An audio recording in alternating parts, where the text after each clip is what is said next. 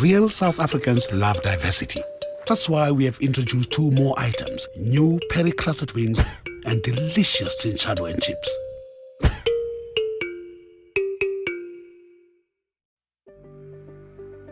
Nandos, an iconic global brand and one of the most popular restaurants in the UK, known for its chicken and humor, is actually a South African multinational fast food chain that specializes in Portuguese flame grilled peri-peri style chicken. Founded in the city of gold and danger, Johannesburg, today we will tell the tale of a homegrown company that has approximately 12,100 outlets in over 30 countries worldwide, racking an earning of over £1 billion. So let's get it started, and please don't forget to subscribe for more content like this.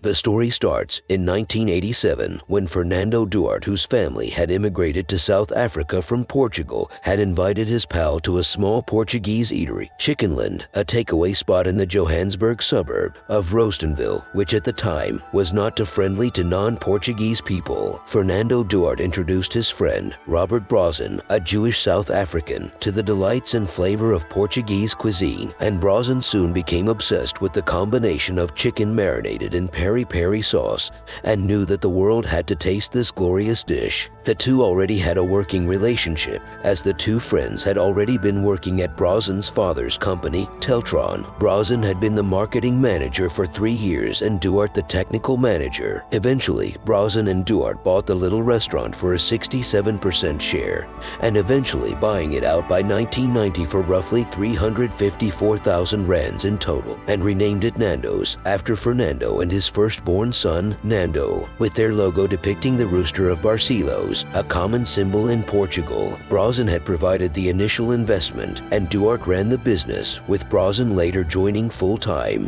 By 1990, the duo had 3 restaurants in South Africa and 1 in Duarte's home country of Portugal. However, the pair experienced their own set of challenges along the way, such as having little experience in the fast food industry, competing in a market dominated by KFC, a struggle to get employees to arrive at work during apartheid-era South Africa, and struggling to get started in countries such as the UK. However, they had a burning passion which began the start of Nando's trademark advertising, which continues to be controversial and loved by the public for addressing social issues and its one-of-a-kind humor. Eventually, the franchise rights were bought by Dick Enthoven and his family, who invested 1 million rands, giving them a 30% stake in Nando's. The family's fortune dates back as far as the 1950s, when Enthoven's father, Robert, an insurance broker and Dutch immigrant, identified the need for corporate insurance services in South Africa. This investment in the Nando's brand had resulted in massive expansion, especially in the UK, as Capricorn Ventures International, the UK arm, owned by the Enthoven family via a private equity company, struggled until Chairman Dick Enthoven put his son Robert, nicknamed Robbie, in control of the restaurants in 1993. He was responsible for expanding the Nando's chain. In the United Kingdom, Nando's opened its first restaurants within the United Kingdom in 1992 in the West London suburbs of Ealing and Earl's Court, initially focusing on takeaway food. The focus then moved from takeaways to a mixed service, being a counter-ordering and table service model, which is commonplace in outlets today. This decision was taken after Nando's partnered with Harrison, a branding and design agency. They also advised Nando's to design each restaurant individually so no 2 restaurants were the same, a brand characteristic of the chain that can still be seen today. Nando's expanded in the UK in 1993. Nando's would eventually be listed on the JSE in 1997,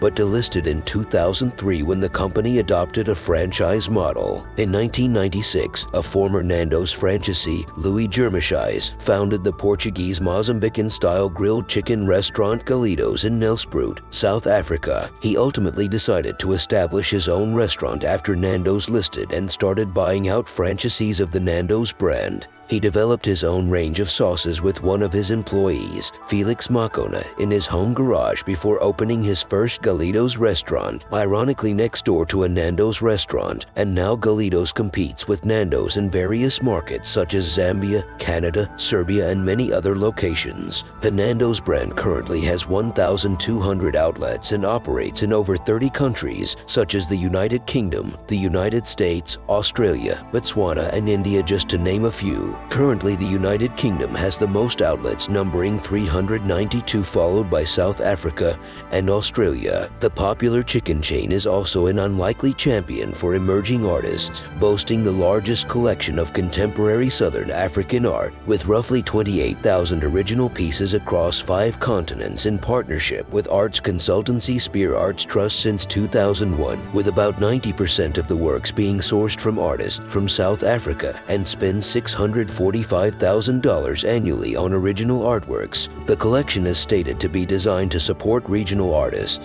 create unique spaces for restaurant customers, which it does a great job of doing, and make investments that should gain value over time, according to the chain. With all this said and done, what started as a project between 2 pals in South Africa has stretched across the world. However, by 2010, Robert Brozin had stepped down as CEO of Nandos, so professional managers could manage the company's growth. As of July 2014, the Nandos restaurant group was ultimately acquired by longtime partner and investor in the brand, Dick Enthoven, and his family, who also own Spear and Hollard Insurance Company Limited through the Luxembourg-domiciled company Yellowwoods. However, he still shares ownership of Nando's international businesses, a mix of company-owned and franchised restaurants, with Duarte and Brozin. Aside from its flame grilled chicken, Nando's is also known for its iconic marketing campaigns and branding, which can be identified from anywhere in the world, even without their logo, which has resulted in fans of the brand waiting for the new ads and campaigns as much as they wait for their flame grilled chicken,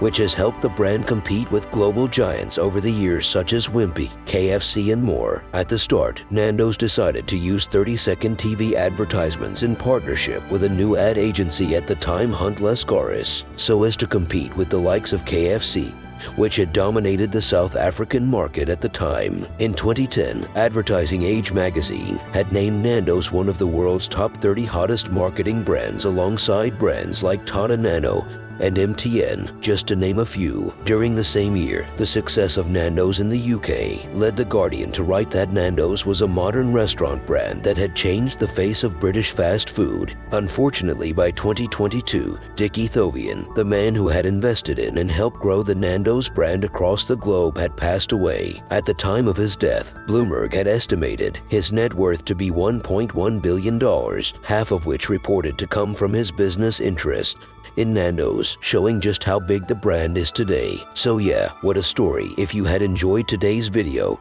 please like and subscribe for more content like this, and let me know your thoughts in the comments section.